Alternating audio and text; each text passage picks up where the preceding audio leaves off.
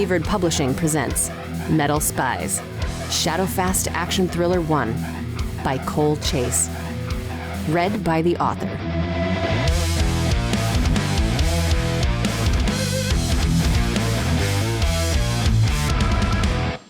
Chapter 7.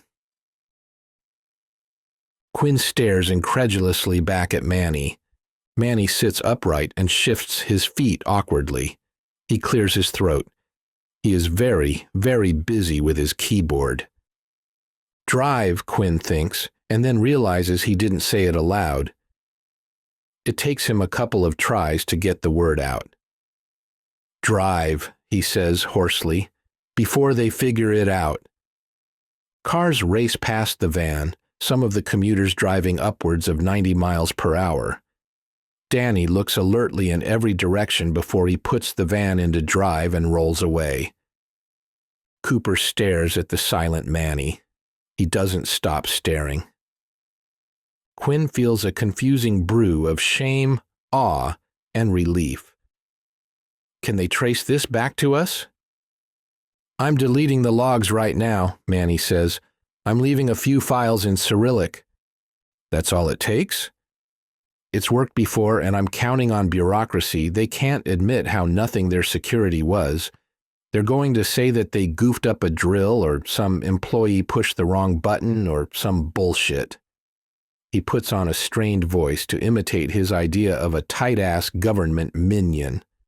And so, dear citizens, we sincerely plead, oops? Oops? Something more formal, I'd guess. Okay. Manny stops typing and thinks for a second.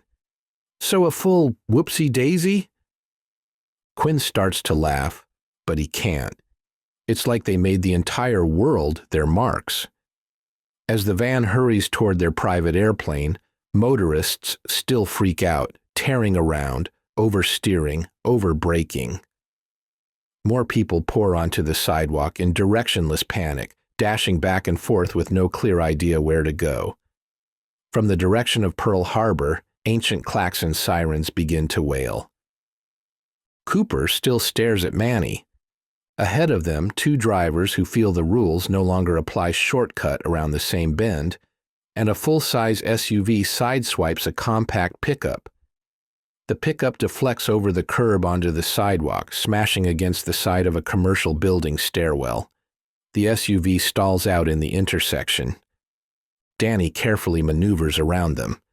When he hits the on-ramp to Highway 1, the speed of the traffic looks less like Hawaii and more like the Autobahn. He revs up the van and joins in. As the van rockets down Honolulu Freeway, Quinn breathes, I just hope we haven't killed anybody. I told you you wouldn't like it, Manny says. You did. I offer my sincerest, most formal whoopsie-daisy. And a contrite whoopsie-fucking-daisy to you, too. We need better planning, bigger crew, Danny asserts. In unison, Quinn and Manny retort, Not now. Then Manny glares at Cooper and demands, Why do you keep staring at me? Cooper blurts, I can't figure whether to slap ya or worship ya. Danny says, Slap, with Manny, always slap. Try it, Manny invites, baring his teeth in a pirate's grin at Cooper. Quinn ignores the nonsense, lost in thought as the van rushes toward the airport. His dad taught him, the measure of a truly successful con is when the mark doesn't know he's been taken. But when things turn noisy or ugly, if you get away, that's still a win. Quinn has never felt so ashamed of winning. He chews his lip, lost in thought, ignoring the nonsense pouring from his relieved crewmates. Suddenly, Cooper sings at the top of his lungs something about good old boys. The sudden change in vibe turns every head toward him, puzzled. He wails a line about guys who don't mean to harm anyone. Manny chuckles. Danny cracks a smile. They recognize the song. Cooper accidentally skips a verse and wails the chorus, with Manny and Danny, who are not the band's singers, bellowing with him. The three break up in laughter, feeling permission to feel relief. As the signs for the airport pass overhead, Danny adds, Much better if we could make metal cover of that. We can tour as the Nukes of Hazzard, Manny kids. Cooper and Danny guffaw, but Quinn glares at him with a stone face. Manny has the grace to calm down. Too soon? The chaos still unfolds around them, with vehicles slaloming in reckless maneuvers and old air raid sirens joining the clamor. Quinn nods his head morosely. Way too fucking soon. Chapter 8. 9 hours later. Manny pilots his black Escalade up the endless driveway to Quinn's mansion, climbing steeply uphill through the night, over Roman-style pavers, past the empty but elaborate stables, threading through softly glowing Malibu lights in the flower beds, until he reaches the roundabout that circles an elaborate Renaissance-style fountain. He brakes, then shuts off the engine. The silence feels palpable to Quinn after spending all day enduring the vibration of some engine or another. The flight from Hawaii took over 5 hours, and that was after a couple of hours of disorder and delays preceded takeoff. Then they endured Seattle's crawling freeway traffic all the way from SeaTac to Redmond. Only now does Quinn feel free to exhale in relief. The men pop their doors. The Pacific Northwest night air smells so pure and refreshing, Quinn could almost kiss the ground out of gratitude. After he clambers out of the car, he spends a moment just listening to the crickets and staring around. The basketball court with its incongruous marble statues mixed among columnar cypresses, the white fountain glistening in glamorous uplights, the herringbone brickwork on the main house. For a hot second today, he thought it would be years before he saw any of it again. But they got away clean. He's sure he can never go to Hawaii again, but he'll trade that for riches and freedom any day. While Manny opens the back hatch, Quinn fumbles with the fob on his key ring and pushes the button that lifts one of the 3 garage doors. Weary and wordless, they schlep the instruments from the SUV to steel-framed shelves in the garage, taking more trips than usual because neither man feels like carrying much. When they finish, another button push rumbles the garage door softly closed. Quinn retrieves his roller suitcase and one last duffel from the SUV. Then he and Manny stand near the Escalade's driver door.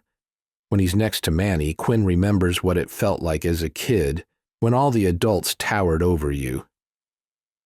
Another one for the books, Manny says, wilder than usual. Quinn nods. I never thanked you for saving our asses. So, thanks. Manny just stares off the plateau toward the dark valley across the way. After a moment, he breathes. God, I miss smoking. Quinn waits. He senses Manny has something to say. Was it worth it? Quinn lets go of his roller suitcase and with the other hand zips the duffel partway open. Barely visible in the light from the fountain, a mishmash peeks out, made of jewels, handguns, bonds, whatever Cooper lifted from Mark's or their hotel safes. Martino will tell us. Dude's getting old. God help us if he ever retires. Honest fence is a thief's best friend, Quinn agrees. I thought I was your best friend. Quinn smiles. You are, little fella. Need a cuddle? Fuck you, Manny laughs. I sit on your lap. Your legs will snap. Quinn sticks his hand out. Thanks for getting us through. Manny shakes his hand warmly. Thanks for leading us through it. When the shake should end, Manny doesn't let go. When Quinn looks at him to see what's up, the big Samoan says, You know why I had to do it, right? Sure, nobody wants to go to jail. Yeah. Manny seems exasperated as if Quinn is missing his point. But I can't go to jail. You know why. The statement catches Quinn off guard. He has to think for a moment, and it feels awkward with his hand still stuck in Manny's big mitt. A guy Manny's size obviously can't blend in with Gen Pop, so of course prison would be hard. and that's right, he's got a respiratory issue and, oh. Sure, Quinn says. If you go down, she goes down. Manny lets go, his expression relieved. I knew you'd get it.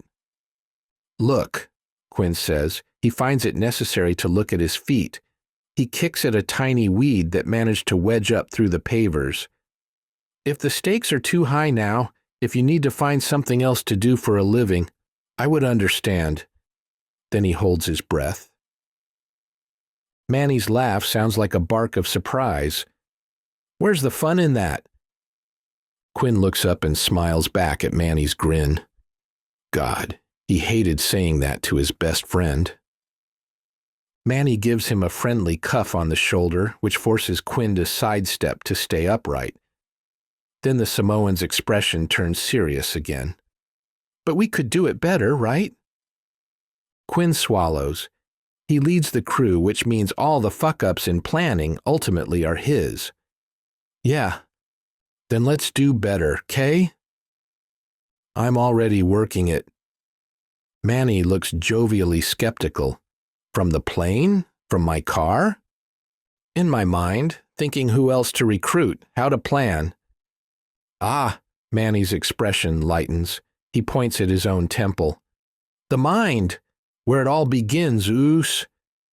He claps Quinn on the shoulder approvingly, but this time Quinn is braced for it. Then he bends himself into the Escalade. Later. Later. As the Escalade circles the fountain, Quinn wheels his suitcase to the side door of his mansion. He watches Manny's taillights disappear down the hill. Then he unlocks the door with the smart app on his phone and enters. The house has sat empty for a week, but it doesn't feel like it. The heat pump kept the temperature and humidity precisely calibrated. He trudges to the foyer and, hefting his suitcase in the duffel, begins what feels like an epic journey up a curving flight of black quartz stairs. On one hand, it feels ridiculous to live alone in a mansion of more than 7,000 square feet. On the other hand, he's the son of a thief who paid off the house after a spectacularly successful heist in the 1990s. Quinn has never learned what exactly the heist was, because he was young when Dad completed the job he called .con. Some flagrant purchases the old man made drew attention from the government. Dad's been gone since Nirvana was a band. Quinn has free rent, which works out great because with his checkered background, he couldn't pass a credit check. But every homeowner knows that even a paid-off house levies a monthly price. He tops the stairs, his feet dragging through the thick carpet pile. He passes the spare media room, with its leather sectional facing a large screen, set in a dark-paneled entertainment center with a built-in fireplace. It looks spectacular, but something has jammed the chimney. If you started a fire in that fireplace, you'd stand there breathing every bit of its smoke. Eventually, he arrives at the master bedroom.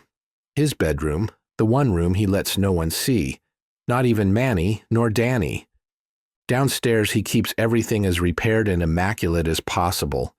He needs his crews to believe he's tremendously successful. But up here, well, it's been a long time since their last solid score. Nothing fills the miles of empty room except a rumpled bed and a pair of old house shoes. He sold the dresser and the matching nightstands to repair the house's heat pump. Fantastic smoky wallpaper decorates the room, a fabulous high-end texture of gray-beige and warm gray clouds, yet in two places near the ceiling, it's beginning to peel from the walls.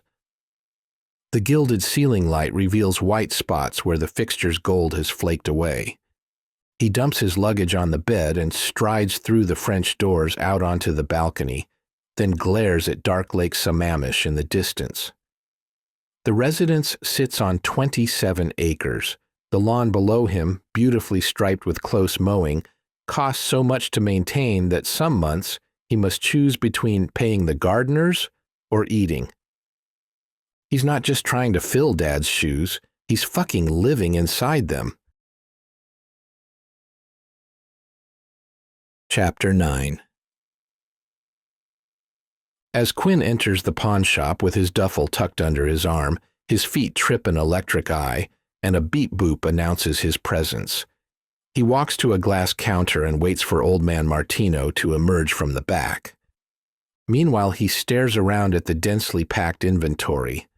Like any pawn shop, it has a wall of old DVDs no one wants to watch, strongly featuring the Police Academy series, a glass cabinet stuffed with binoculars, cameras that require film, old lighters, and brass knuckles in an array of shapes and sizes, and lots of plastic gadgets from the 1980s and 90s in all the colors of the rainbow, assuming rainbow colors range from brown beige to gray beige. Quinn notices that the wall of rifles and handguns he thought were Martino's main bread and butter is missing. A wall of guitars and basses replaced it, fronted by a pristine Fender Rhodes keyboard that must be from earlier than 1974 because the logo still says Fender.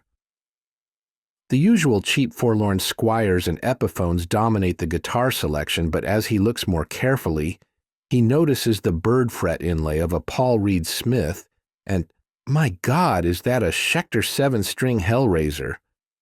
Yeah? A bored woman says.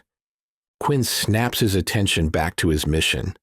Behind the counter, a purple-haired woman in clashing animal prints stares him down with the toughest, most marvelously deep and layered fuck-off expression he's ever seen. "Looking for the old man," he says. "You won't find him. He left 4 months ago and you're stuck with me." She stares at him with an absolute masterpiece of a resting bitch face. She probably hasn't hit 40 yet, but she can definitely do world-weary. Quinn silences the alarm bells firing inside him. Out of all the risky aspects of living as a con artist, the one aspect he has buttoned up is a reliable fence. No Old Man Martino? He blinks to chase away mental images of the mansion collapsing, cops arresting the band, his peers mocking his rep. He covers all that and remembers to ask solicitously, "Is he all right? Was he ever?" She jiggles one foot as if this much social interaction sunburns her soul a little. Despite himself, Quinn smiles. "No, never. Fucking little bitch could teach a mutilated puppy how to whine." The flinty face eases a bit. "You know him." "Enough to say you've got his eyebrows." "Fuck you too, pretty boy." She extends a hand, making the bangles on her wrist clack. "Monica." He takes her hand and receives a grip of iron. "Richard, love what you've done with the place." "Oh, a comedian." "I'm telling you straight, that guitar wall is an improvement." Her expression eases more, almost within shouting distance of friendly. "You play?" "Drums more than guitars. I have a band." "Let me guess." She looks him up and down. "Neil Diamond tribute?" "Oh, a comedian," he says, and she chuckles that he can take it and dish it out. He feels like he should receive a trophy for getting her to smile. She wears too much mascara, but she's height-weight proportionate and her features will do. "A heavy metal originals band." A new light of interest sparks in her gray eyes. "Yeah? Any good?" "We get booked. We're called Shadowfast. Definitely not Shadowfax, and I saw you at El Corazon. You guys can throw down. Your lead guitar player is too pretty for metal, though." The face of steel manages to look sheepish. "Shit, that was you? Sorry for the cold shoulder. I thought you were a cop." Quinn laughs. "You got me. To protect and to serve, that's how I roll." "You're protecting that duffel bag hard." He looks down. True. He's clutching it like a cornerback running a football. "Look, Old Man Martino, he gonna be back? I'm a regular with him and we had an arrangement." Beep boop, beep boop. 2 teenage boys push through the door into the shop looking reddish and overheated from biking around. Sloppy hair, sloppy clothes, big backpacks on their gangly frames. One shuffles directly for a shelf full of used video games, while the other makes eye contact with Monica and asks if she knows what time it is. Quinn watches with interest. It's textbook. One to distract the clerk, the other to slide loot into his backpack. Practically teleporting the length of the store, Monica ignores the friendly kid and glides to the side of the one near the video games. "Help you?" Monica grits. She doesn't exactly ask. Her tone makes the offer of assistance sound like the meanest insult ever spoken. Like maybe she found a way to say in 2 words, "Shove a splintery broomstick up your ass." The boy starts to mumble something about just looking when he forgets himself and looks Monica in the eye. Both boys stop talking and stare at her, slack-jawed. Quinn swells with admiration. That fuck-off look had to take years to perfect. He knows a lot of underworld characters. All of them try to look hard, but some just look pissed off, and some just look pissy. A look this stern and remorseless comes from deep inside. He can make his hard guy glare work in certain situations, but Monica could teach fuck-off looks, the master class. The boys turn around and stumble over themselves getting out the door. Somehow Monica is back behind the counter. Quinn can't figure out how she moves so fast and gracefully. "How much is shoplifting down since you took over?" 50%, she says flatly. When Quinn meets her gaze with a skeptical look, she waves a bangled wrist and says, "The fuck should I know? The old man's record-keeping is for shit." "I'll take the over-under that it's down 75%, Quinn offers. "Ha!" Monica states. It doesn't sound like a laugh, but he can tell he amuses her. "So where were we? You wanted to buy all the guitars, right?" He thinks of saying her flat "ha" back to her, but he's already served her own words back to her once. "We might do a lot of business if the old man's arrangement still holds." Her stance squares up like she's settling into the details. She jerks her chin at the bag. "What you got, duffel boy?" Quinn walks around the counter, joining Monica on the business side of it. She watches, bemused, not worried or intimidated in the least, as he enters her personal space. Now they both have their backs to the surveillance camera on the wall behind them. Blocking the camera's view with his shoulder, he notices that she smells like soap. He pulls the duffel zipper and gives her a peek. "Oh," she says, "that arrangement." "Yeah." She assesses him candidly. "A regular, you say?" "Once or twice a month," he corrects himself. "Not every month." She stares at him again and he stares back, putting nothing behind his eyes. This is me, take a look, nothing to hide. He likes to think his sincere look works as well as her fuck-off look. "What was the arrangement?" Quinn feels sure he's measured her. He hesitates, calibrating his pitch, and that makes her fold her arms and squint. He plunges in. "Look, now I'm supposed to tell you I was like old man Martino's lost son, and he was so generous to me, and paid me this crazy big percentage, and you're supposed to tell me how the store fell on hard times, and you offer me a deeply insulting percentage, and we do this whole dance lying our asses off. Is it okay with you if we skip all that bullshit and I just tell you the real number?" At first, he can't read her reaction. "I don't know, man." She stares at the floor and shakes her head. "That really mocks centuries of pawnbroker tradition." She looks back up and hits him with a sad puppy look. "I could lose my pawnbroker card." Quinn tries to hold it in, but finally breaks out in a belly laugh. Monica laughs too.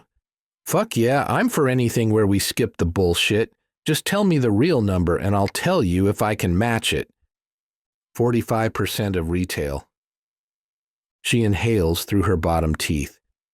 "I need a jeweler's loop. You trust me to take this shit in the back? I don't want to assess it here in the open."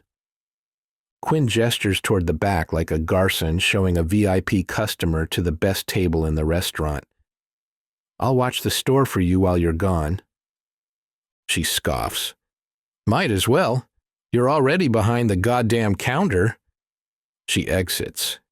He had made a point of getting to the store right as it opened. Most normal people have jobs, and it's too early to expect the lunch browsers or the desperate meth heads. Validating his calculations, no one comes in. Out of habit, he whiles away the time spotting all the surveillance cams and electric eyes and wide-angle mirrors. He finds no surprises. She's gone almost half an hour but returns with new respect in her eyes. I talked to my dad. He doesn't know any Richard, but he knows a Quinn Richards who looks identical to you, and he vouches for you. Plus, what's in this duffel vouches for you. I can move that long diamond necklace for $50 large. Handguns, endless demand for them. Bearer bonds you can pass yourself. Why bring them to me? Banks these days, so snoopy. You try to transact some business, it's like a rectal exam, you know? I can give you 50% of face on those. Deal. Monica shrugs. It's your funeral. Then she shoves the duffel bag into his arms. I don't keep this much cash on the premises. Come back tomorrow, we'll do the deal. Quinn doesn't trust his ears. You can pay in full in one day? Monica smiles. For regulars, I can. He jerks his head toward the guitar wall. How much you want for that Hellraiser? It's missing the forward strap lock and someone's belt buckle wore off the varnish on the back. I'll take $700. Quinn nods. Set it aside for me. We'll settle up tomorrow. Monica smiles again. You got style, Quinn.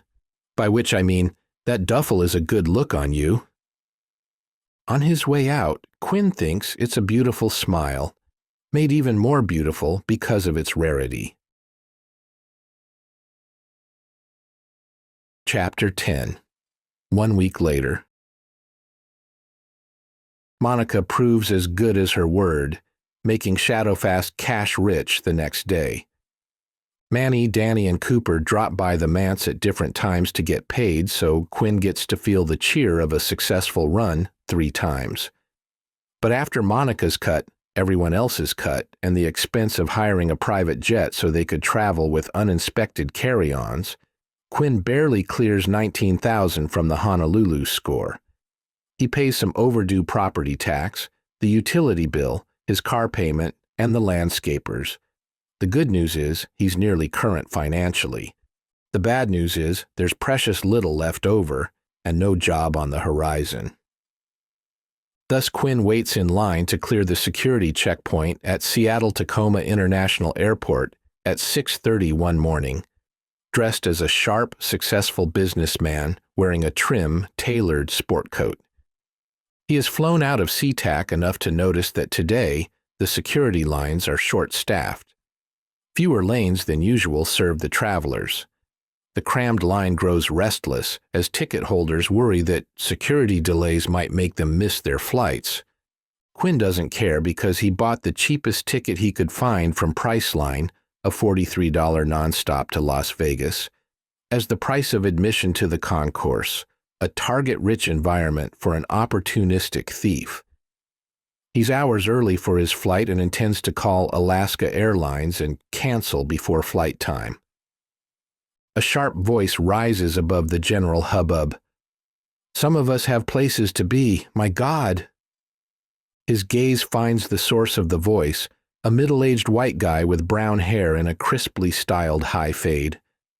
The man looks wiry and fit, and his colorful, high-end outdoor performance clothes make Quinn guess he's either a celebrity rock climber or CEO of a puffer jacket company.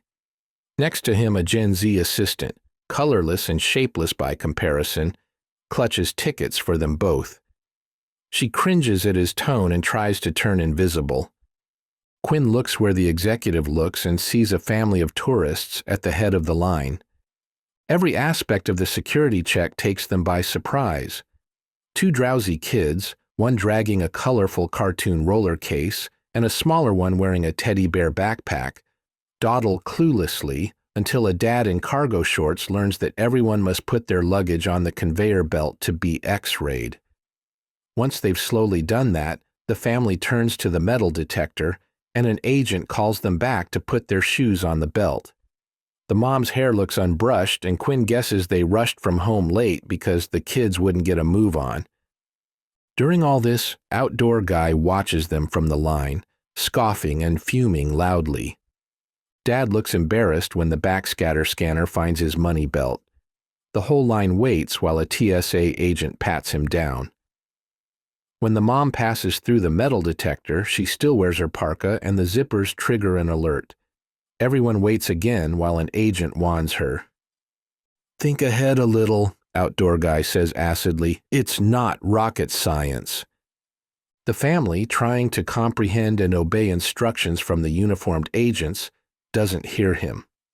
When outdoor guy gets to the conveyor belt, he grabs a plastic tub, then sheds his coat, belt, and shoes into it in one fluid motion. He has no inconvenient items such as car keys, phone, e-reader, or toiletry bag that require separate attention. He clears the checkpoint smoothly. Then, past the metal detector, he waits impatiently for his belongings to emerge from the scanner. His assistant lifts both her roller bag and his onto the conveyor belt and struggles to keep up with her boss. Then it's Quinn's turn at the belt. He has no roller luggage, but it requires one tub for his briefcase and shoes, another for his trench coat. He clears the metal detector routinely. When his briefcase emerges from the scanner, an amiable agent asks him, "Why carry an empty briefcase on a flight?" "Day trip to Vegas." Quinn smiles. "If I don't bring back gifts for the kids, they pout." "Mine are like that, too." The man nods. "Have a nice day." "Back at ya." Quinn gathers his coat, shoes, and briefcase and strides a few steps in his sock feet on the unforgiving linoleum to a bench where he can sit and reassemble. He winds up near the tourist family. The smaller child looks cold, smearing the back of one hand against his runny nose, so the mom tugs a little sweatshirt out of his cutesy backpack and works to direct his noodle arms through the sleeves. Dad glances in confusion from his phone to the signs pointing at different wings of the terminal. He's still clutching the money belt that TSA made him remove. Several paces away, the older boy trips over his own luggage and sprawls with a wail on the airport floor. The dad rushes to him and copes as best he can, looking harried but maintaining soothing tones. "Jesus," says outdoor guy, practically in Quinn's ear. He catches Quinn's eye while fishing a jumbo smartphone out of the pocket of his shiny, puffy eco jacket. "Some people should stay home, am I right?" Quinn finds no reply necessary because outdoor guy immediately hits a speed dial button on his phone and turns away, saying, "Bill? Ian. Did the contracts arrive? Yeah? They look as expected?" Quinn takes his time donning his shoes and repositioning his trench coat over his left arm, waiting out the guy's call. While he times his move, he notices the tourist family has gradually herded itself away, their formation stretching and squashing according to the random instincts of the children. The money belt sits forgotten on the bench. With SeaTac as his home airport, Quinn long ago figured out the camera angles and blind spots.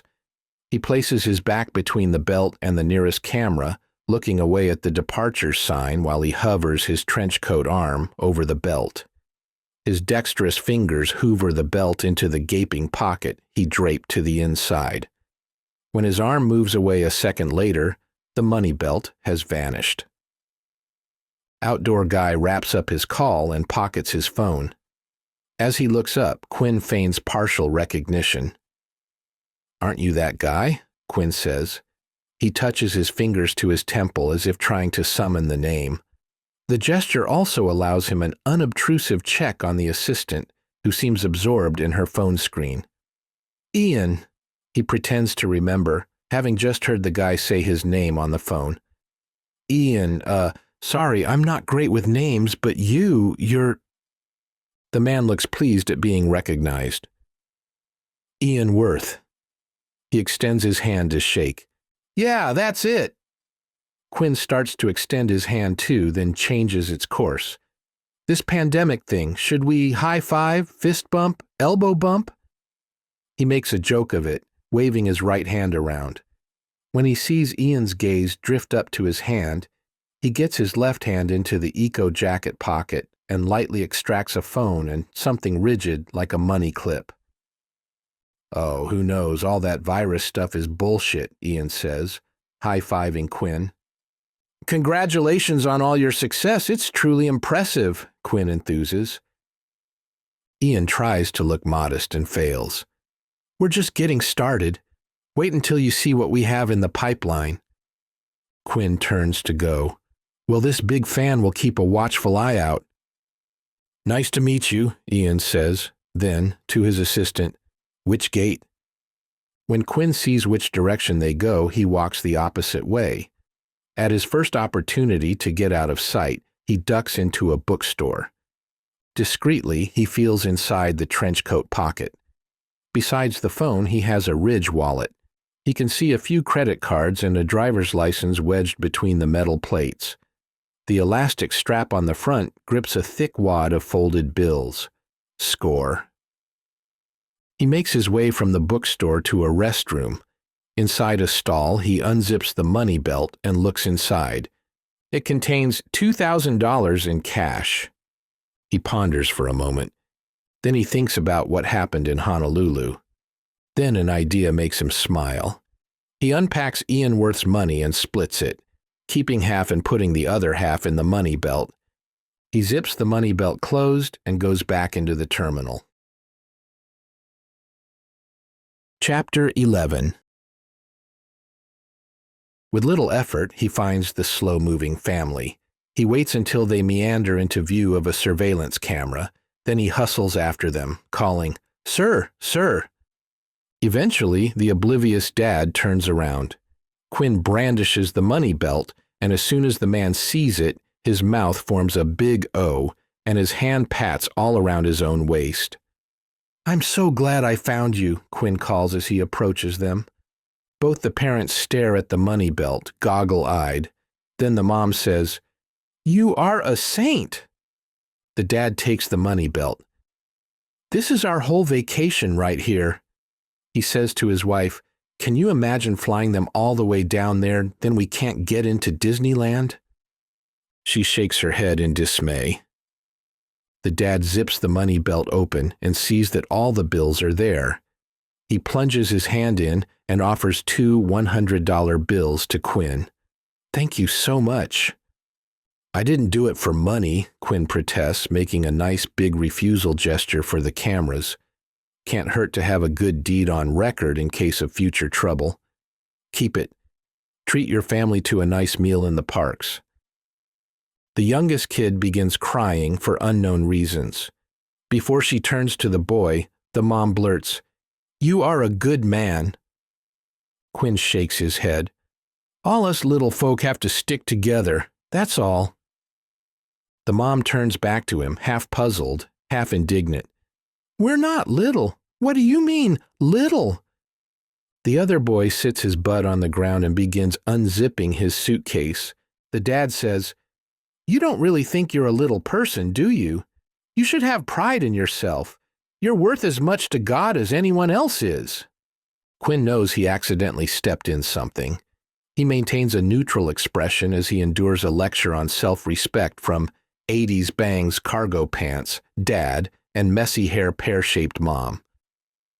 His thank you for resuscitating their vacation is this hot tip. He should love himself more. When one of them takes a breath, he pivots smoothly to his exit with, "I won't keep you from your flight. Have a great trip." As he leaves them, their kids distract them, and he figures they'll forget him by the time their flight is wheels up. He really thought playing Robin Hood would feel more rewarding. Oddly, the experience makes him feel more justified as he wanders the concourse, using his tricked-out briefcase. When it stands upright, the bottom is hinged. When it lays sideways, he can flip the bottom open, slide a laptop in, and snap the bottom closed in nothing flat. Using his trench coat like a magician using a cloth to cover his trick, he scores a top-of-the-line Mac off a table at Starbucks and a clunky but expensive Alienware laptop at a sandwich restaurant, each time because its owner wandered off for mere seconds to get a napkin. The environment works in his favor. Almost everyone either has their nose buried in their smartphone or they're confused trying to navigate the airport. When the iPhone era began, he used to marvel at people's utter lack of situational awareness. Now he exploits it. Since he has no real travel agenda and remains alert, he can readily spot both security and opportunities. He thinks of SeaTac as his farm, and he lifts unattended laptops, phones, and wallets like low-hanging fruit.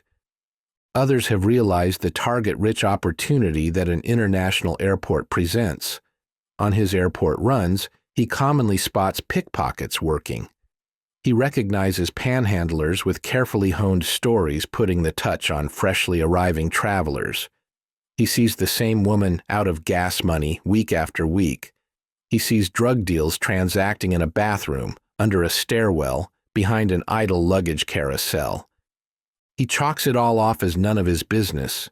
People like himself trying to beat a rigged system. Chapter 12. 1 month later, 2 years before the thing. After Honolulu, Quinn steps up his effort to recruit Confederates. After each of his airport runs, he brings his haul to Monica at Redmond Pawn and Music. She has no problem moving his goods. On his third visit, Quinn asks her about it and learns the Martinos own 3 pawn shops in Washington, and Old Man Martino's brother has 5 in Oregon and 2 in Texas.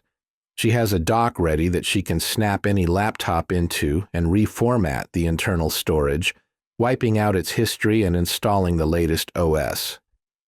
He soon decides he prefers dealing with Monica rather than her dad. The deal's the same, and the company's more pleasant. Turns out she loves metal and plays guitar herself.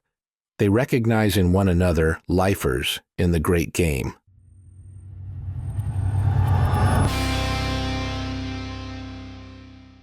Following a tip from Monica, he slips into a Seattle bar one night. The heavy wooden door eases closed at his back as he scans the room. Dark wood paneling covers the walls. Handrails and lighting fixtures gleam in antique brass. The bar has a vibe like it wishes it were in the other Washington, like Old Ebbitt Grill. Like it wishes it were much classier and more expensive than it is. It's half full and almost all the patrons are male. Most of them huddle around a woman who sits in a booth off to one side. Monica told him her name is Rory Jordan, and she's the reason Quinn came here. He waits patiently and unobtrusively at the counter until a barman wearing a Civil War beard notices him. "Hef on tap," Quinn orders. The barman nods and pulls a pint from one of 20 tap handles.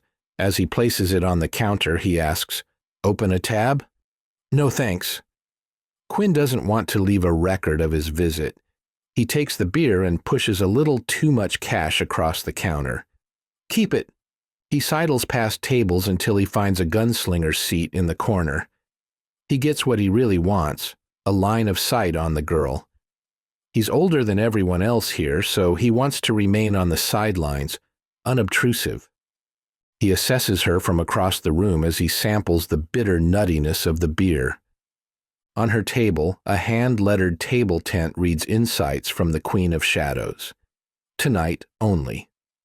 She has volumes of black wavy hair with green highlights, crowned with a black fedora. She wears nearly black lipstick, and her eerily pale blue eyes pop dramatically under smoky eyelids. The slit in her black velvet maxi dress shows off, beneath the table, a long, slim leg that ends in a 20-button Victorian boot. She wears numerous goth rings, heavy bangle earrings with intertwining alchemy symbols, and a pentagram pendant that dangles right in front of her cleavage. The whole is intended to add up to a woman of mystery, but to Quinn's professional eye, it tips over the line into costume. Yet, the look appears to work. Located in the heart of Seattle's financial district, the bar attracts young male accountants. Their type tries too hard to overcome the stereotype of nerd bean counter by talking and acting macho. To them, she is catnip. 4 or 5 males cluster around the table, and an additional young man sits across the table from her. He looks like he just got off work, still wearing his wrinkled white Oxford button-up. Calmly, Quinn gets his phone from his jacket pocket, presses a button or two, and holds it to his ear. He looks like someone on eternal hold. But through his phone app, he can hear the bug he placed under the table when he ate lunch here today. He'd guessed what table she'd end up choosing, and he was only off by 1. "The reading itself is free," the Queen of Shadows says, "but the bar charges me $20 table rent per patron. So if you choose to continue, it's $20 cover. If you're satisfied afterwards, you tip me whatever you want, but there's no obligation." Quinn mildly admires the free, but it's $20 angle. She's clearing at least $20 per, but to the Mark, she looks like a fellow victim of the man. The Mark tosses a Jackson into her tip jar. "I'm down," he says. "To be clear," she says with amazing gravity for someone wearing a witch costume, "the impressions I form are my intuition. I'm not magic. I don't hear dead people. I don't believe in ghosts. I'm not a psychic. I am gifted at sensing truths that others miss. But I don't know how I do it. It just is." "Sounds like your mutant superpower," the Mark smirks. That earns a small wave of dude chuckles. Again, Quinn respects the technique. She gains credibility from speaking out against obvious scams, but of course, by bringing up the occult, she's priming the Mark's mind. And by saying she's not a psychic, she's bonding with the rational side of an accountant. It was worth the trip to check her out. He settles back in his seat. "I also don't believe in tarot," the Queen of Shadows continues, "but as with Jungian archetypes, I find that symbols help us discuss the abstract. So, I've made my own deck of symbols." She spreads a deck of cards across the table in an arc. Quinn can't really see them, except that they're much larger than ordinary playing cards and displayed face down. She asks, "Is there any particular question on your mind?" "Nope," the Mark says. "I don't believe in all this. I'm just curious to see what you do." Her blue eyes turn pitying. "I just explained.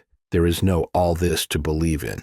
I'm going to tell you my impressions of you and your future. Follow them, ignore them, mock them. It's all up to you. Do you wish to continue?" "Sure." "Take any card you want. Show it to them if you want, but not to me." He pulls a card and holds it up so the spectators can see. So can Quinn. It has an ornate cross on it, not a Christian cross, more like the world's fanciest plus sign. Where each arm of the cross normally would intersect, each arm ends in a dot. Her eyes flick once before they close. Quinn realizes she just clocked him but covered it up. While performing, she's maintaining situational awareness, another point in her favor. With closed eyes, the Queen of Shadows murmurs, "Cross erminy, chivalry and strength." She sits in silent concentration until the young men around her shoot each other looks and shift their weight. Her eyes pop open like high beams and pin the Mark. "Is your name Hector?" The Mark stiffens. "How did you—" He regains his composure. "Yes." Everyone around straightens up, impressed. 1 or 2 men murmur. Quinn stifles a smirk. The way she uses her eyes is a killer gimmick for this audience. The improbable yet accurate guess tells him the first customer probably works with her. "Hector," she says, "you're complex, a hero and a rebel. Your career is about to change. I'm receiving many impressions, but I think I should tell you in private." From somewhere under the table, she produces a lined paper pad and a very fancy black pen. She lifts herself out of her seat slightly to stretch over the table and place the pad on the far corner. As she does so, Quinn sees every man around the table stare down her neckline. He nods in silent approval. Get them out of their rational minds. If you would like a reading, write your name clearly on the pad, then step away. I'll call you when it's your turn. She sits back down and closes her eyes. Quinn grudgingly admits the marked cards and the collaborating first customer have done the job. Within 30 seconds, she has 6 names on the list, and the men have retreated to other parts of the bar to await their turns. He puts his phone down because it doesn't matter what she says now. The next bit of acting should hook the room. From the corner, he can watch the room watch her. Queen of Shadows plays her part well, and her collaborator, posing as an ordinary customer, keeps up with her. As the men in the bar surreptitiously glance over, the woman talks in low, earnest tones as the first customer looks shocked, later jubilant, then eventually fights tears. After about 10 minutes, he stands, fishes out his wallet, and dumps $100 into her tip jar as if he's sorry he doesn't have more. He thanks her profusely. As he walks past the spectators, his eyes moist, he shakes his head and murmurs just loud enough, "Whoa." Over the next hour, the first customer sits with the other men on the list, drinking beer and talking her up. The first mark turns the other marks from cold reads to warm reads. When the third patron stands to take his turn behind his back, the first customer spells out BILL in American Sign Language to the Queen of Shadows. It's so subtle and rapid, Quinn almost misses it even though he's watching for it. She'll repeat the trick of guessing a stranger's name out of nowhere. Between the third and fourth customer, the original mark approaches her and says, "Can I just ask one question real quick about what you told me?" He leans in and talks in her ear, undoubtedly conveying information he's learned by mingling with the marks. Then she pretends to answer, finishing so others can hear her say, "Those are the only impressions I received." Quinn can picture the rest. The normal play now is to work each mark through a series of Barnum statements, phrases that sound specific but apply to almost everyone. I sense that you are sometimes insecure, especially with people you don't know. You contribute much more than people appreciate or realize. You're not a believer, but you're open-minded when there's proof. She can choose the best fit from her memorized list of statements after factoring in the mark's body language, facial expression, hairstyle, and condition of clothing, and of course she'll follow the mark's feedback. The feedback tells her where to go next, and her dialogue will include heaping helpings of ego massage and predictions of a bright future. She must be pretty good, Quinn decides, because her departing marks seem surprised and impressed by her insights and forecasts. They talk up the experience to newly arriving bar patrons. A pretty good psychic can bilk that first group who saw the show with the Confederate. Only the best can convince the first group to draft a chain of marks. He figures she cleared $300 or $400 in the first hour, not counting the $120 seed money from her Confederate.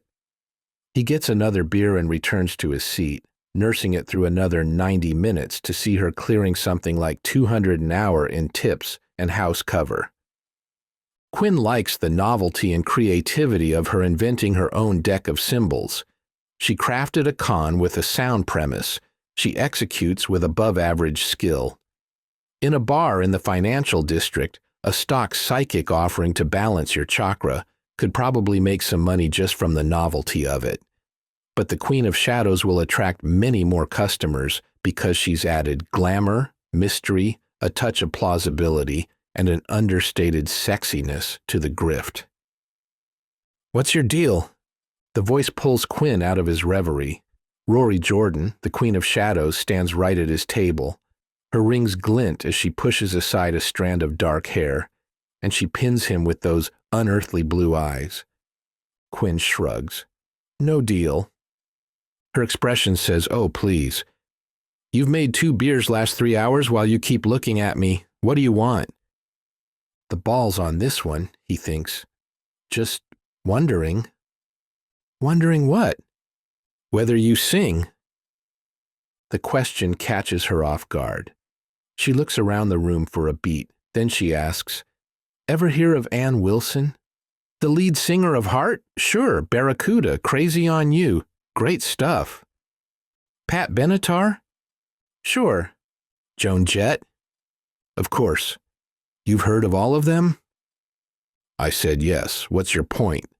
"If I had come first," she says, leaning down to get in his face, "you wouldn't have."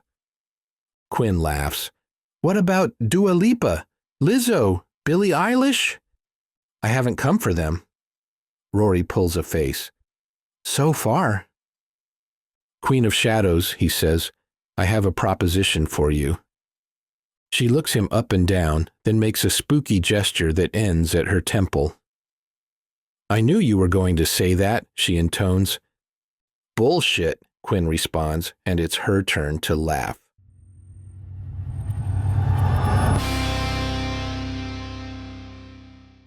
Fast forward. Quinn hasn't known how to expand his trusted crew because he's been thinking of his peers in the Seattle metro area. Subtract 15 or 20 years, down to Rory's age, and a whole new world of crew candidates opens. During his fill-the-coffers airport patrols, he watches a young trio of thieves run a bump-and-run purse snatch routine whenever the baggage carousels get crowded. With his mind newly open to young talent, Quinn notices a member of the trio who has an unusual gift. He's a skinny homeless kid with straight black hair hanging down past his jaw, and he always wears wraparound sunglasses, even indoors. How Quinn recruits Nightboy is a story in itself, but he can't wait to work the young man into future heist plans. Meanwhile, Manny's mom is dying of breast cancer. There's nothing left to do except give her palliative care. Manny spends whole days at the hospice facility, by her side when she is awake, straying no farther than the dining area when she sleeps. Pain fills each of her remaining days, and Manny hopes both for and against the mercy of death. In this somber frame of mind, he meets another son whose mom is dying, except her cancer is leukemia. Manny sees the Hispanic guy waiting just like him at the hospice facility day after day. Eventually, they fall into the kinds of no-preamble deep conversations that grief enables. Cisco, 24 years old and just done serving time for Grand Theft Auto, doesn't know what to do with his life, but he doesn't feel right trying to start a new chapter while Mamacita breathes her last. When Manny learns Cisco is a drummer, an auto mechanic and wheelman, and has no permanent address, he informally adopts the kid. They give him an audition and he joins the band to everyone's glee. The transition of adding new members has bumps. At first, Cooper resents Rory, perceiving her as a rival charmer cutting into his lane. A gifted actress, Rory can play more than the Queen of Shadows. She can run the same scams as Cooper, on different targets than he can. Quinn, freed from drumming duties, saves the day by playing full-time mastermind. He conjures opportunities and matches his new protégés to jobs they can handle. As soon as Cooper gets his standard take for a con where he did absolutely nothing, he sees the light and embraces the new members. Manny advertises the crew for hire on the dark web, a status he repeatedly calls dirty deeds done dirt cheap, and laughs every time as if he just thought of it. Shadowfast evolves. Rory sings better than Cooper, better than anybody. Cisco is far more skilled as a drummer than Quinn even aspired to be. Under Manny's tutelage, Nightboy learns to mix audio and run the DMX lighting network. In a matter of weeks, the band changes from evoking dinosaur acts like Grand Funk Railroad and ZZ Top to composing original songs that sound like Tool blended with Paramore. They're able to cover any metal act from Deep Purple to Avenged Sevenfold, and with Rory's pipes they cover Heart better than Heart can. With Quinn giving thief lessons and Danny training them on self-defense and Manny teaching hacking basics, the group gels. The 4 older guys share knowledge they didn't realize they learned in years that begin with 19. The 3 younger members freshen up the scam so the cons can work in years beginning with 20. Cisco and Nightboy move into living quarters above Quinn's detached garage. When Nightboy's slovenly ways and hatred of light get on Cisco's nerves, he retreats to his happy place in Quinn's garage, maintaining the band's vehicles. He particularly enjoys fine-tuning the Trackhawk, a $100,000 performance Jeep that Cooper won in a poker game. Its slate blue pearl coat paint job includes custom pinstriping outlining the hood, hatch, and door handles. The maroon pinstriping perfectly matches the maroon leather interior. Cisco loves tuning the 700 horsepower supercharged Hellcat V8 engine. The fact that the roaring engine raises a middle finger to local noise ordinances just makes it more lovable. Their scams are small time, but steady. Quinn redeems a near-weekly trickle of goods with Monica Marino. The crew begins to feel their growing competence. Confidence builds for more than a year. And then, all the shit with Skyhouse happens.